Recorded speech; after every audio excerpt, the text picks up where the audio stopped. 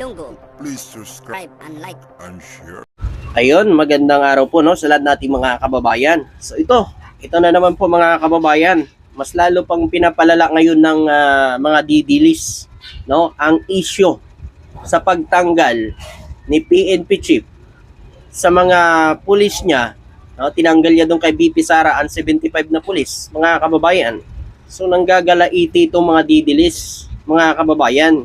Bakit daw tinanggal no, ang 75 na pulis kay BP Sara? Biruin nyo mga kababayan ha. 75 na pulis, tapos plus pa yung 358, ilan lahat yan mga kababayan? 433. Biruin mo yan, ganun karami ang security ni Vice President Sara Duterte. Samantala, dati kay Vice Leni Robredo, 108 lang mga kababayan ang security ni Vice President Leni Robredo noon. Kaya sinampal sa ng katotohanan ni Vice President Leni Robredo eh. Ayon pa kay Leni Robredo, wala sang nakikitang dahilan sa pagrereklamo ni Vice President Sara Duterte kasi doble, no? 3 doble ang security ni Vice President Sara Duterte kaysa kay Leni Robredo mga kababayan. 'Di ba? Ilan ba yung kay Leni Robredo mga kababayan? 108 at bumaba pa 'yun.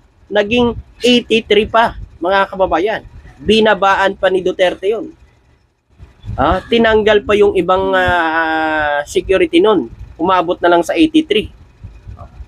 'Di ba? Doon pa lang mga kababayan, masasampal na ng katotohanan si Vice President Sara Duterte. Hindi ba siya nahihiya sa taong bayan? Ngayon, 75 na pulis, tinanggalan sa kanya, nanggagalaiti na siya. Dapat tanggapin niya kasi may 300 plus pa siyang security mga kababayan. Saan niya ba gagamitin yan?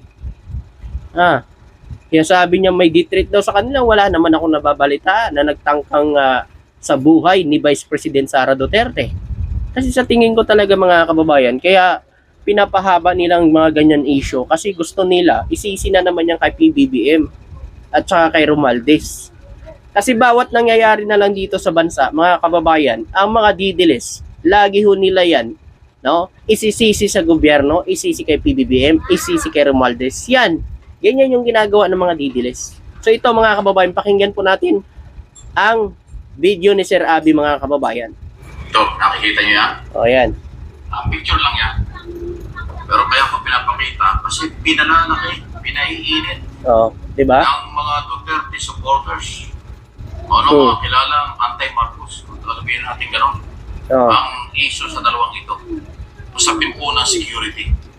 Ang pinag-umpisahan po nito ay yung ni-recall, binawasan ng PNP General, Director General Marvin, ang mga security ni Vice President Sara Duterte. Kaya nga yung dalawang ito ay pinag-uusapan ngayon na sa tingin ko hindi naman dapat malaki pero patuloy na pinalalaki ng mga DDS. Ngayon ang tanong, meron bang lehitimong threat? Meron bang na lalagay ba sa panganib ang seguridad ng pangalawang Pangulo ng Bansa? Baka yung sinasabi po nila Sir Mike Abby ay yung nakaraan na gilit sa liig. Baka yun. Ang sinasabi nilang meron daw maggurgur sa kanya. Walang ibig sabihin, walang ano yung mga security niya. Mga kababayan, bakit nakalapit ang maggurgur daw sa kanya? Sa lahat nating mga kababayan. 'Di ba? Trending yun yung may gilit sa dito sa liig. Meron ko magtangkang maggurgur sa kanya. Mga kababayan, alam niyo po mga kababayan, sa lahat natin mga nanonood, 433 plus na security at 75 pa na pulis. Sa tingin niyo po ba makakalapit pa yon? Yung nagtangkang maggurgur kay Vice President Sara Duterte na sinasabi niya? Sa ginawa ni PNP Chief General Marvin na i-recall ang mga pulis na naka-assign sa Office of the Vice President. Dati ko na sinabi uli ni binawasan lang naman, hindi naman inubara, hindi naman tinanggal lahat ng security. Kasi ang tinanggal lang at nirecall ng PNP chief ay yung mga pulis na naka-assign. Hindi naman tinanggal yung military dahil meron pong mga talagang military naka-assign sa Vice President. Yan po yung dating Presidential Security Group, ngayon Presidential Security Command. Military po yun. Oh. Kaya lang naman ho tinanggal ng PNP yung mga pulis naka-assign sa Vice President's Office. Kasi nga kailangan. Grabe naman, hindi naintindihan yun ni Vice President Sara Duterte. Nasanay siya hindi pangalawang pangulo ng Republika ng Pilipinas. Iintindihin niya yun. Kasi kailangan talaga ngayon. Pero mo 25 pa na pulis. Gaano ba yung kalaking tulong sa bansa natin sa pagprotekta ng kriminalidad dito sa bansa natin, mga kababayan? Yun pala may mga military pa palang naiwan. Pulis lang pala ang kinuha. Kasi mga kababayan, kaya nirelieve yun. Kailangan ng PNP chief ng kasi kulang sila sa pulis ngayon Ba't hindi naintindihan ni Vice President Sara Duterte yun? Siya ang pangalawang pangulo ng Republika ng Pilipinas.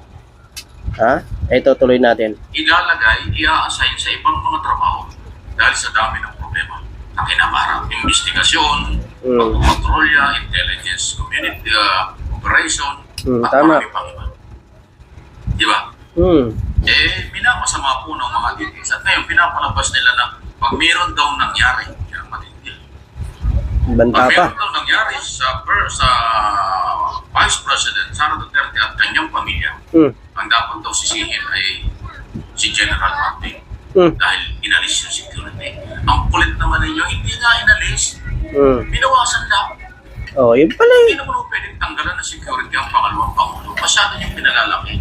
Kaya nga tuloy ang dating, para din sa aking opinion, gusto lang yung pagtakpan, yung pag-alis ni Vice President Duterte, Sara Duterte, si Inday, nung panahon ng kalamidad. yun. Ang Metro Manila at Luzon, umalis ang ating Vice President at nagpunta ng Europe, nanood ng concert. Yan ang gusto niyong pagtakpan. Yan. Ngayon, Tama. Ngayon, bistado na kayo. Mga didilis kayo. 'Di ba? Tama yan. Para mapagtakpan nila ang issue.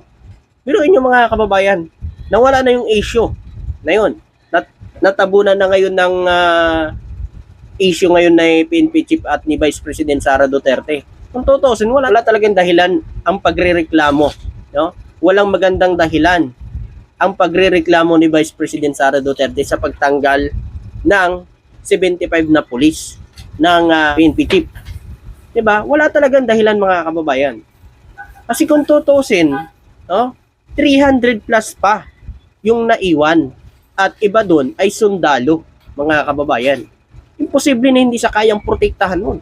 300 plus yun, mga kababayan. Kasi sa nakikita lang natin dito, mga kababayan, di ba, pumunta po si Vice President Sara Duterte sa Germany para manood ng concert ni Taylor Swift. Biruin nyo yan, mga kababayan. Dinadaanan tayo ng bagyo dito. Ang ating Vice President Sara Duterte. Panood-nood na lang ng concert. Ang saya pala manood ng concert ni Taylor Swift. Idol pala ni Vice President si Taylor Swift. Diba? At ito lang, mga kababayan. Meron na naman akong idagdag dito.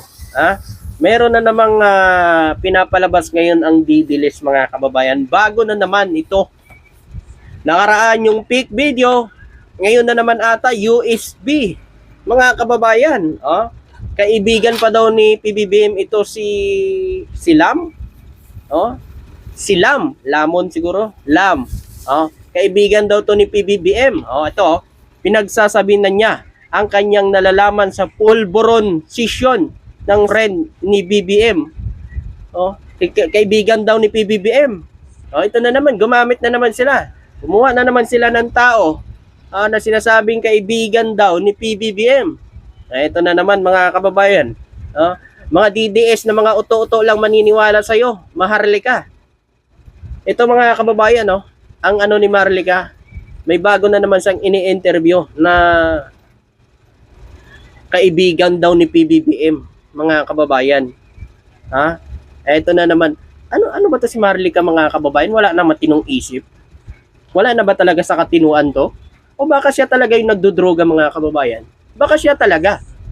Kasi kung ano-ano na lang ang lumalabas sa bunganga niya mga kababayan, di ba? Ngayon mga kababayan, sa palagi niya nagbabalita ng mga ganyan, nilalabas yun yung mga ganyan, meron siyang mga nauuto na mga didilis. Kaya sa lahat nating mga kababayan, sa lahat ng mga Pilipino, ilang beses niya na ba ginawa niyan? Ngayon maniniwala pa kayo? Dapat mag-isip din kayo. Huwag kayo gumaya dyan sa mga didilis supporters. Kasi, yan yung mga yan, isa na lang ang tinitingala niyan. No? Kahit mali at tama ang ginagawa ng gobyerno, mamaliin nila yan. Ganyan yung mga didilis, mga kababayan. Ha? O ngayon, ito na naman, kaibigan na naman daw. Kaibigan na naman ni PBBM. Ha? Nagsalaysay na naman tungkol sa pulburon video. Hay nako. Wala na talaga sa katinuan to. Utak pulburon na talaga to. Malamang siya yung gumagamit talaga ng pulburon. Kasi nilalamo na ang utak ni Marlica ng pulburon. Ha? Siya talaga ang utak pulburon mga kababayan. Totoo yan.